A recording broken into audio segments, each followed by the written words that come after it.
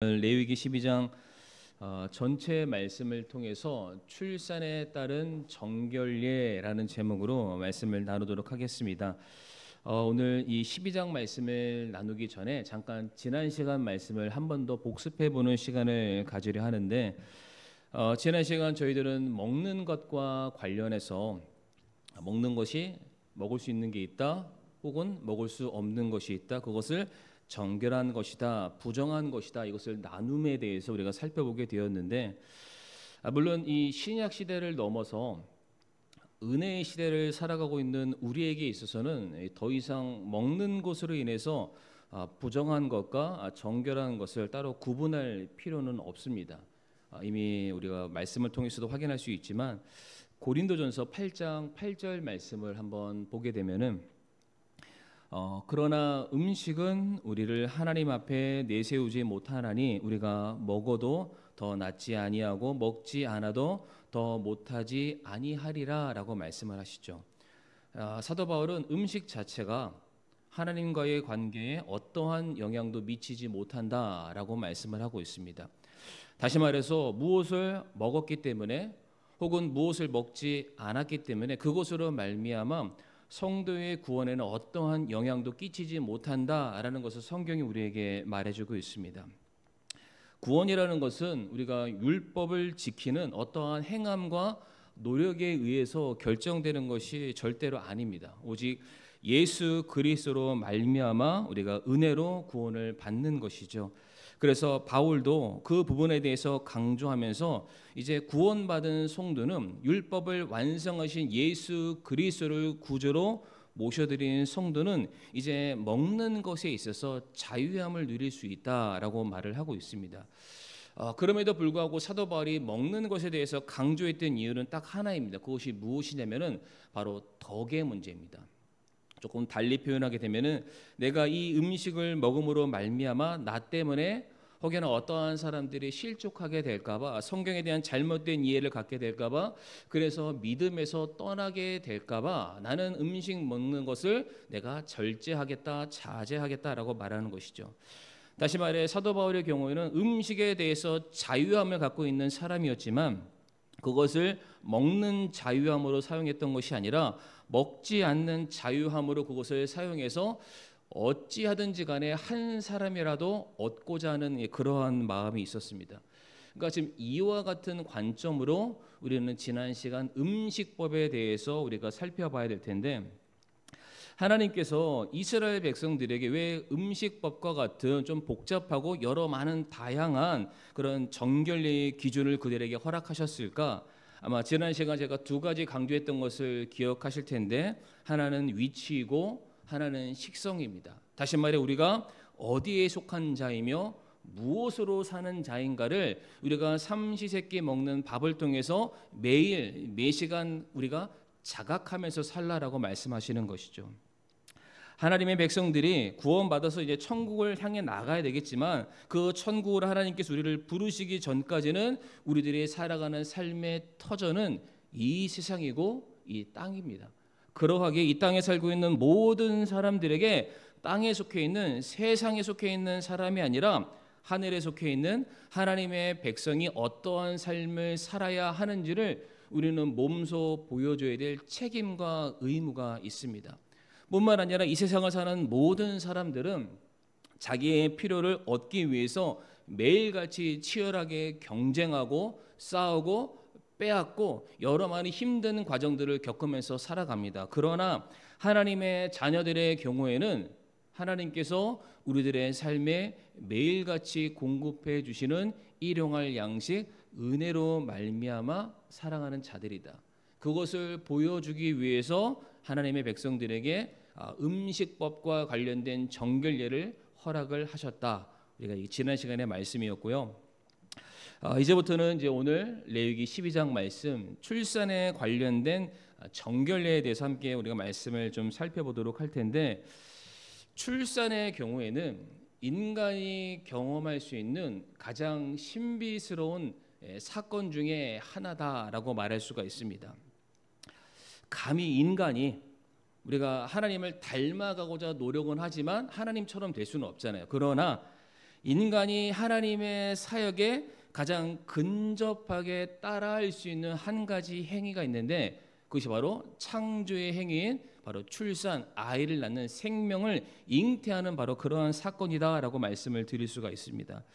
오늘 저희가 다 같이 레위기의 12장 말씀을 다 읽게 됐는데 이 12장 말씀 보게 되면 출산과 관련돼서 정결함과 부정함에 대해서 성경이 우리에게 말해주고 있습니다.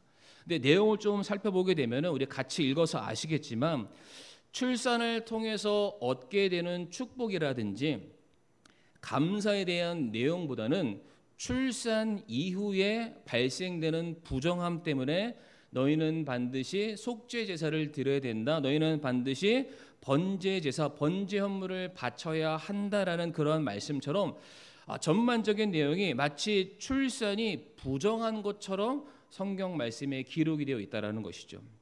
그러나 우리가 아는 것처럼 성경은 절대로 출산 자체에 대해서 우리에게 부정한 것이라고 말씀하지 않습니다. 오히려 성경은 출산에 대해서 하나님께서 우리에게 주시는 명령이고 계획이며 하늘의 축복을 받게 되는 또 하나의 놀라운 사역이다라고 설명하고 계십니다.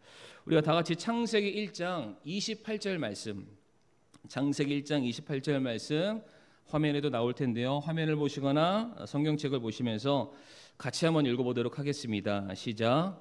하나님께서 그들에게 복을 주시고 하나님께서 그들에게 이르시되 다산하고 번성하여 땅을 채우라. 땅을 정복하라.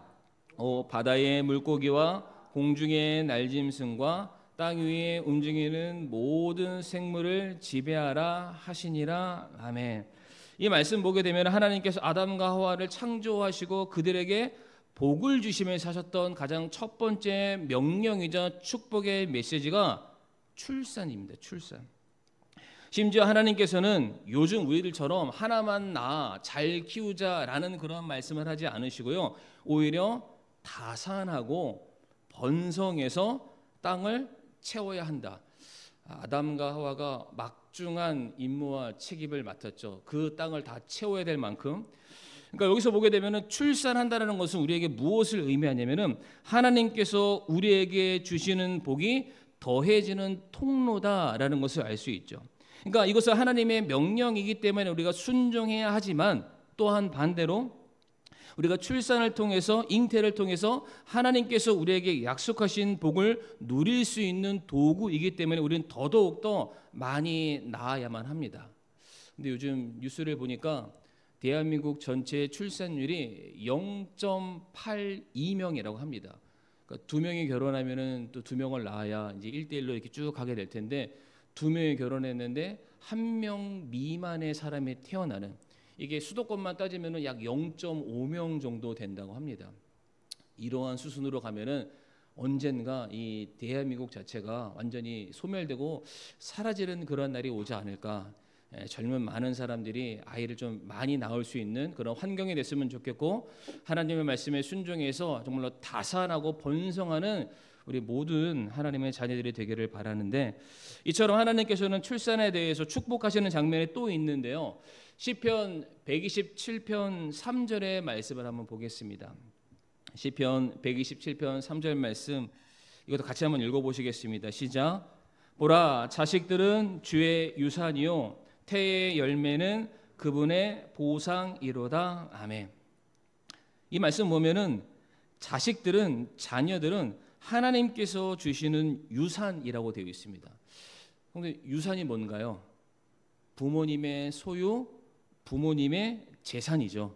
그러니까 지금 하나님께서 소유하시는 그 실질적인 어떠한 축복들을 우리가 받을 수 있는 통로가 뭐라고 되냐면 자식들을 통해서 자녀들을 통해서 우리가 하나님께서 소유하시는 하나님의 모든 속한 것들을 우리가 받아 누릴 수 있다라고 설명을 하고 계십니다.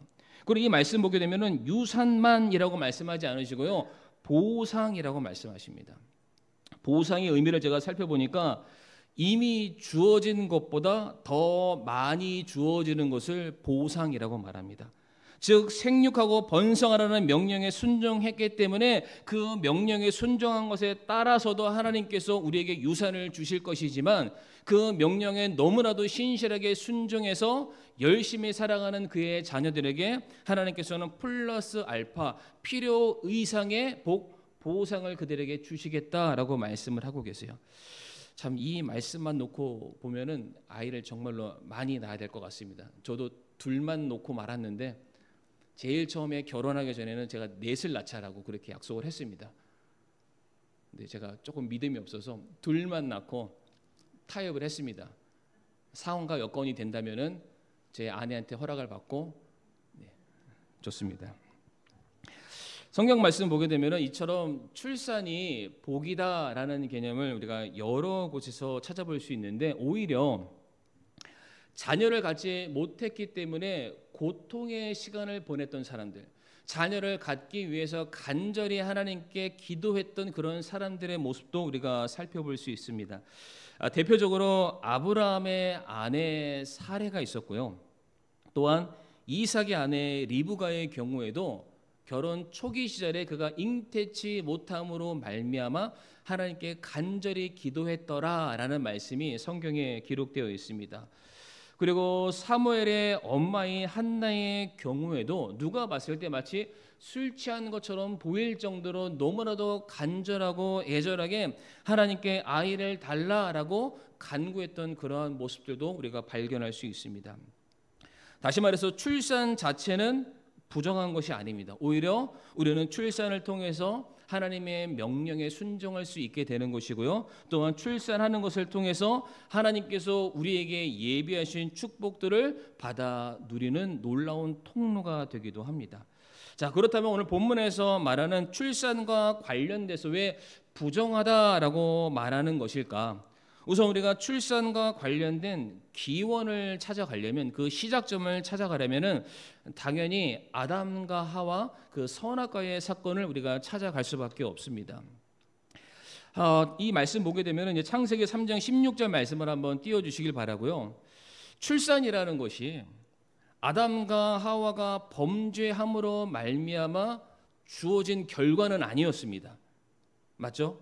그러니까 이미 하나님께서 창세기 1장 28절에 아담과 하와를 창조하시고 난 그 이후에 그들에게 명령을 먼저 주신 거예요. 다산하고 번성해라. 먼저 그들에게 출산에 대해서 말씀을 하셨습니다. 그 출산이 그들에게 복의 통로가 될 거다라고 말씀을 하셨어요. 그런데 그 1장과 3장 사이에 아담과 하와가 범죄를 하게 됩니다.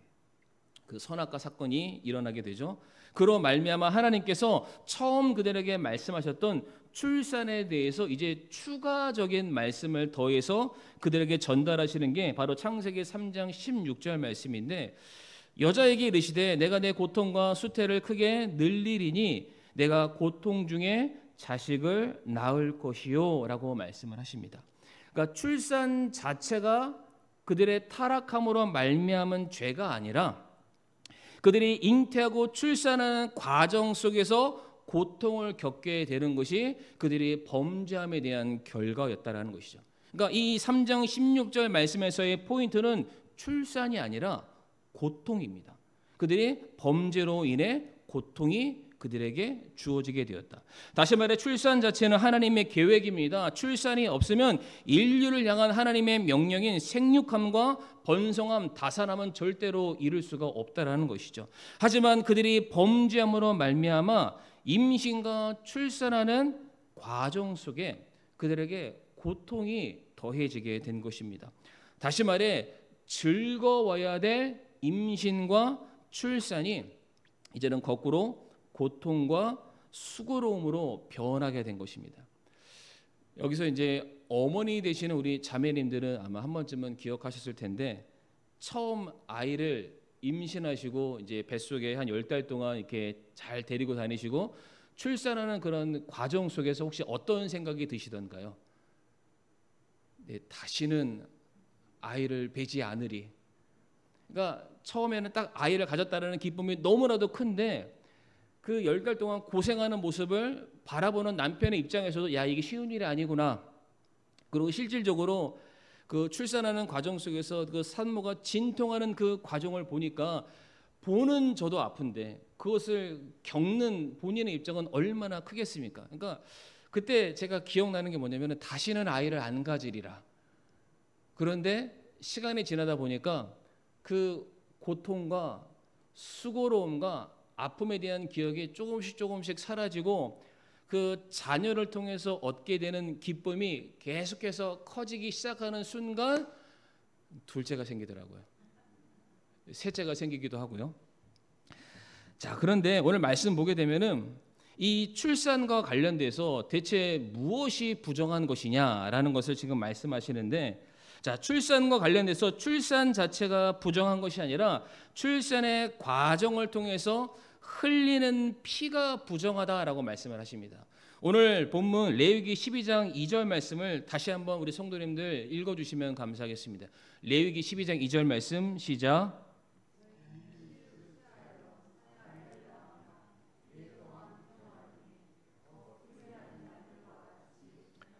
자기의 연약함으로 인해 부정할 것이며 아멘. 이 말씀 보게 되면 여인이 출산하게 될 때 부정하게 되는데 이 부정함이 무엇과 똑같다라고 말씀하시냐면은 그 이유를 여인이 분리하는 날, 다른 말로 여성의 월경 때와 똑같이 피를 유출함이 곧 너의 부정함과 똑같다라고 말씀을 하고 계십니다.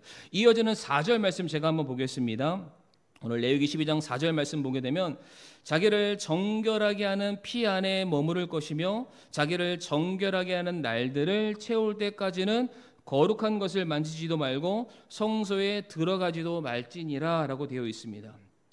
산모가 아이를 낳을 때 흘렸던 피, 산혈이라는 게 있는데 그것이 깨끗하게 되는 날까지는 너희가 기다려야 된다. 그것이 깨끗하고 정결하게 되기까지는 너희는 거룩한 것을 만져서도 안 되고 성소 안에도 들어갈 수 없다라고 말씀을 하시죠.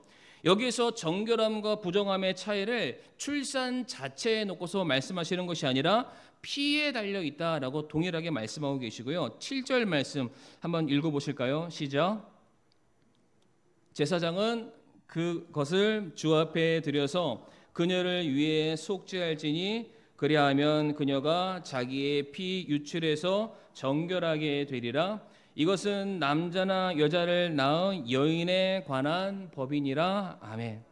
오늘 레위기 12장 말씀 보게 되면은 남자아이를 낳았을 때에 정결하게 되는 날짜와 여자아이를 낳았을 때에 정결하게 되는 날짜가 좀 차이는 있습니다. 그러나 제가 여러 많은 책을 받고 여러 많은 설교를 참고해 봤는데 그 날짜의 차이에 대해서는 누구도 설명하지 않습니다. 왜? 성경이 말하지 않으니까요.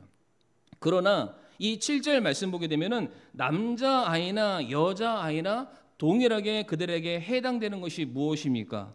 여기서도 똑같이 출산으로 인해 흘리게 된 그 피로 말미암아 부정하게 된다라는 것은 동일하게 원칙이 적용이 되고 있습니다. 그래서 오늘 본문 6절과 7절 말씀 성도님들의 눈으로 한번 보시게 되면 이 출산한 여인에게 하나님께서 명령하시기를 바로 너의 부정함, 바로 출산의 과정을 통해서 피 흘림으로 너희에게 주어져 있는 그 부정함을 해결하기 위해서 너는 반드시 속죄죄, 죄 헌물을 하나님께 드려야 되고 번제 헌물 하나님께 드려야 된다라고 명령하고 계십니다. 오늘 6절과 7절 말씀 조금 길지만 우리 한 번 더 좀 읽어보도록 하겠습니다. 시작. 아들을 위해서든 딸을 위해서든 그녀를 정결하게 하는 날들을 채우면 그녀는 1년 된 어린 양을 번제 헌물로 취하고 또 집비둘기 새끼나 산비둘기 죄 헌물로 취하여 회중의 성막문으로 제사장에게로 가져갈 것이요 제사장은 그것을 주 앞에 들여서 그녀를 위해 속죄할지니 그리하면 그녀가 자기의 피 유출에서 정결하게 되리라. 이것은 남자나 여자를 낳은 여인에 관한 법이니라. 아멘. 6절 말씀도 분명히 우리에게 말씀하시죠. 속죄제 그리고 번제 헌물을 반드시 바쳐야 된다. 우선 속죄 헌물, 죄 헌물을 드려야 되는 그 이유는 무엇이냐면은 원래 출산이라는 것 자체가 앞에서 설명드렸던 것처럼 하나님께서 우리에게 주신 또 하나의 축복입니다. 그러나 아담과 하와 안에는 모든 인류가 포함되어 있습니다. 인간의 타락 이후에 출산이라는 것은 무엇으로 바뀌게 됐냐면 죽음과 고통을 동반하는 과정으로 바뀌었습니다. 아까 말씀드렸잖아요. 창세기 3장 16절 말씀 보게 되면은 하나님께서 그 출산에 대해서 말하기를 너에게 고통이 크게 되리라라고 말씀하시는 거예요. 그런데 하나님 말씀하시는 그 고통은 어떠한 고통이냐면 거의 죽음을 동반하는 과정을 겪게 된다라는 것입니다. 즉 산모는 생명을 잉태하고 낳는 과정에서 피를 흘리고 고통을 겪으며 이제 죽음에 가까이 다가가는 순간을 경험을 하게 됩니다. 아마 우리 어머님들은 그것들을 다 경험해 보시게 됐었을 텐데 이 모든 것들이 무엇을 말해주냐? 바로 그 출산의 고통을 통해서 하나님께서 우리에게 주시는 메시지가 무엇이냐면은 바로 타락과 죄의 결과가 어떠한지를 우리에게 보여주고 계십니다. 그러니까 피 흘리는 이 극한의 고통이 바로 죄에 대한 결과다라는 것이죠. 이 땅에 태어나는 모든 인생들은 피 흘림, 즉 죄 가운데 태어나기 때문에 반드시 그 모든 사람들이 하나님 앞에 나아가기 위해서는 그들의 부정함, 그들의 죄에 대한 문제를 반드시 해결해야만 합니다. 그러니까 바로 속죄제, 죄의 문제를 해결하는 제사를 반드시 드려야 된다라고 말씀하고 있는 것이죠. 두 번째로 번제 헌물을 드려야 된다라고 말씀하시는데 그 이유는 너무나도 간단합니다. 이제 저희가 레위기 성경 퀴즈 때도 아마 문제가 나오겠지만 번제, 성도님들 번제의 의미를 혹시 아시고 계십니까? 번제. 모든 것을 다 바친다. 번제라는 뜻 자체가 다 태운다. 모든 것을 전체를 하나님께 드린다. 번제는 꼭 헌신의 의미를 가지고 있습니다. 그러니까 이 출산의 과정을 통해서 이 한 아이, 새 생명을 갖게 된 엄마가 무엇을 깨닫게 되냐면 이 생명의 주인은 하나님이시다. 그러니까 내가 소유하고 내 마음대로 좌지우지할 그런 인생이 아니라 하나님께서 나를 통해 이 땅에 보내주신 또 하나의 기업이요 생명이요 복의 근원이기 때문에 내가 이 아이를 다시금 하나님께 바쳐 드리는 게 맞다. 바로 그때 드리는 게 번제 헌물의 제사가 됩니다. 지금 하나님께서 출산한 여인이 정결하게 될 때까지 기다렸다가 그 정결하는 기한이 차게 됐을 때 다시 하나님과의 관계가 회복되는 그 자리에서 속죄 제사를 드려야 되고 번제 제사를 드려야 된다라고 말씀을 하고 있어요. 그런데 여기서 중요한 것이 무엇이냐면은 이제 이 출산의 과정을 통해서 한 여인이 무엇으로 바뀝니까? 출산을 통해서 여인이 어떤 신분으로 바뀌죠? 출산을 통해서 여인이 어머니가 됩니다. 이 아이, 내가 낳은 아이를 올바르게 기르고 양육하고 가르쳐야 될 책임이 그 여인에게 주어진 거예요.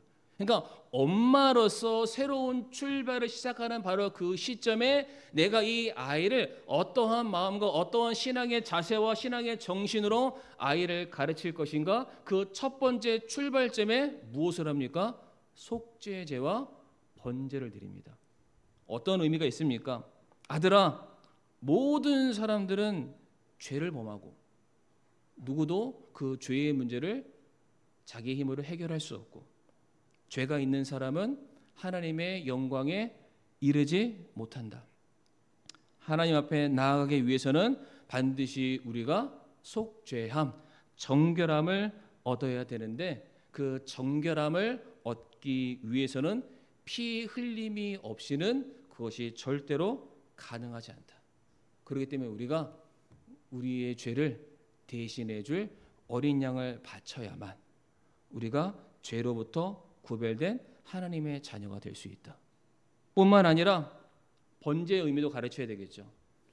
우리에게 주어진 이 인생의 출발점부터 너는 하나님께 드려진 인생이다. 네가 원하는 대로, 네가 살고 싶은 대로, 네가 계획하는 대로 살아가는 그러한 인생이 아니라 하나님께서 너를 향해서 계획하신 선하신 뜻을 이루기 위해서 너는 그분의 주권과 그분의 말씀 아래에 들어가 순종하는 삶을 살아야 된다. 엄마로서 그렇게 신앙으로 무장하고 아이를 가르쳐야 된다는 것이죠. 그러니까 레위기 12장의 말씀은 단순히 출산한 여인이 몸을 풀고 다시금 새로운 사회생활을 출발하기 위한 단순히 몸을 씻어가는 정결례를 말하는 것이 아니라 이제 어머니로서 새롭게 태어난 것입니다. 그러하게 내게 주어진 하나님이 기업인 자녀들을 하나님을 경외하며 하나님의 뜻 안에 순종하는 자로 제가 세우겠습니다 라는 신앙 선포와도 마찬가지인 놀라운 시간이 됩니다.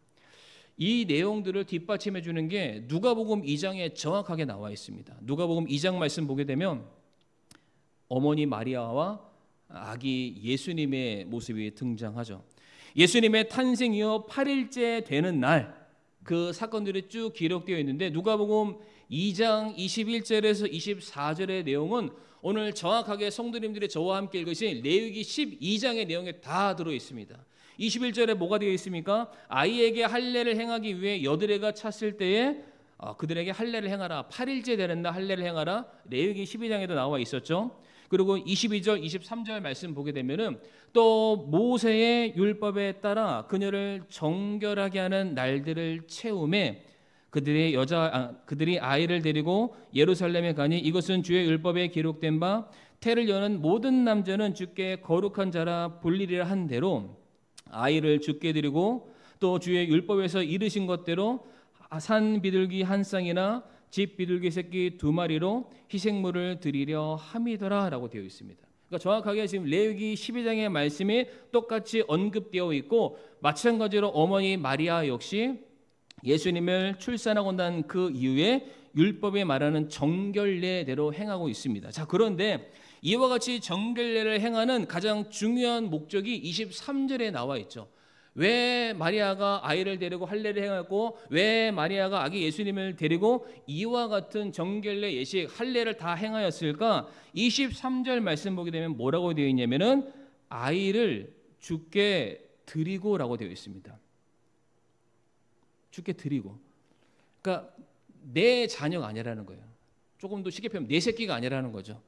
하나님께서 내게 주신 분기시요 기업이기 때문에 나는 이 아이가 내 것이 아니라 하나님의 것입니다. 그러니까 내가 오늘 이 시간 내가 이 아이를 하나님께 드리면서 내가 하나님의 뜻대로 키워 나아가기를 원합니다. 제가 이 아이를 가르칠 때에 제 신앙 교육의 기반은 속죄 제사와 번제 제사입니다. 자녀를 내 감정이나 세상적인 가치로 그들을 가르칠 것이 아니라 하나님의 말씀과 신앙 양심에 따라서 내가 내 아이를 잘 양육시키겠습니다.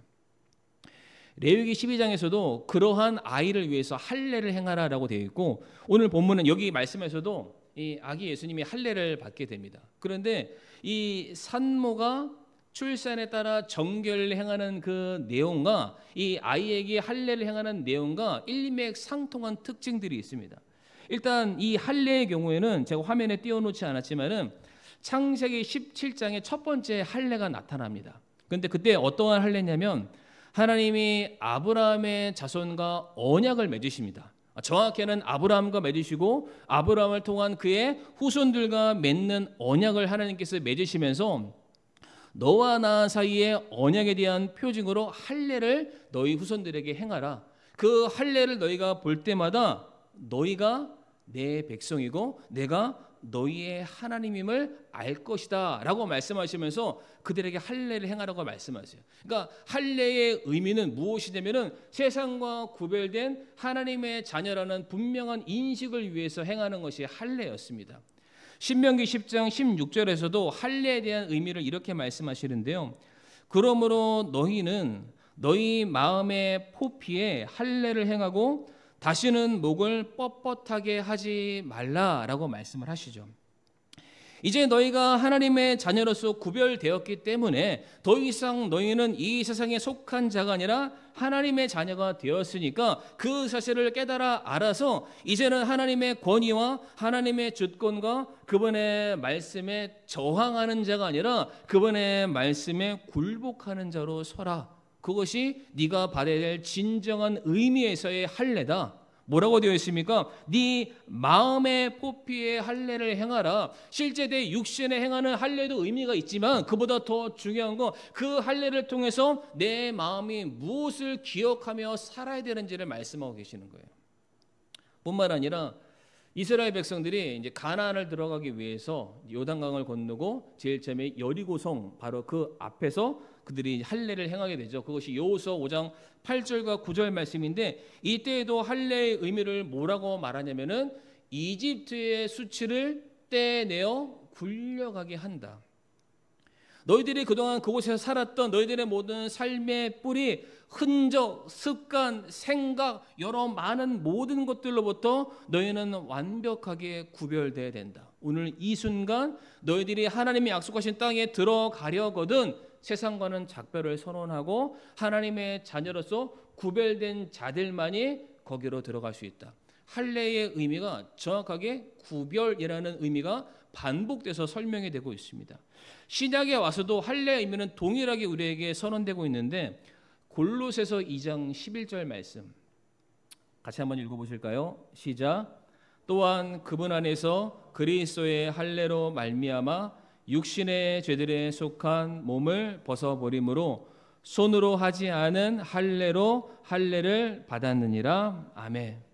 예수 그리스도와 연합함으로 말미암은 성도들은 이제 더 이상 육신에 속한 옛 생활들은 다 이제 벗어버리고 이제는 그리스도 안에서의 새로운 삶, 새 생명에 걸맞는 삶을 살아가야 된다.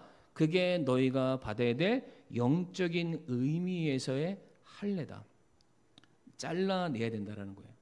그러니까 성경 전반적으로 할례가 의미하는 바가 하나님의 백성으로서 어떠한 정체성을 갖고 살아야 되고 어떠한 말씀에 순종하며 살아가야 되는지를 보여주는 것이라면 동일하게 출산을 통해서 한 여인이 정결례를 행하는 건 역시 내가 이제 더 이상 과거에 속한 자가 아니라 내가 하나님의 은혜로 새 삶을 얻었고 새 생명을 얻었으니까 그에 합당한 삶을 제가 살아가기를 원합니다. 할례도 구별, 산모의 정결례도 구별이라는 의미를 가지고 있습니다. 이제 말씀을 좀 마무리하도록 할 텐데요. 오늘 말씀을 보면서 저는 제 머릿속에 딱 하나의 단어밖에 떠오르는 게 없었습니다. 구별이라는 것입니다. 구별.